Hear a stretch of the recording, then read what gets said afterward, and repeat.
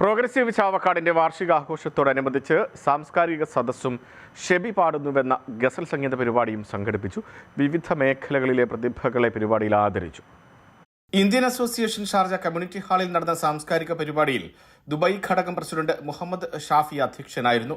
കേരള പ്രവാസി ക്ഷേമനിധി board director NK Kunjahammed ചടങ്ങ് ഉദ്ഘാടനം ചെയ്തു.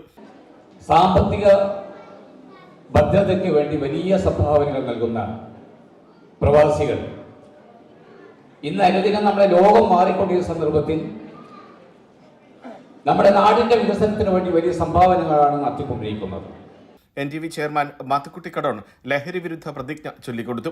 മാത്രമല്ല, ഇത് സമൂഹത്തിന്റെ അധപതനത്തിലേക്ക് നയിക്കുമെന്ന ഒരിക്കലും ലഹരി ഉപയോഗിക്കില്ല. ഇന്ത്യൻ അസോസിയേഷൻ ഷാർജ മുൻ ട്രഷററും മാസ് സ്ഥാപക നേതാവുമായ TK അബ്ദുൽ ഹമീദ് ആശംസകൾ നേർന്ന് സംസാരിച്ചു. തുടർന്ന് വിവിധ മേഖലകളിൽ കഴിവ് തെളിയിച്ച 10ഓളം പ്രതിഭകളെ ആദരിച്ചു.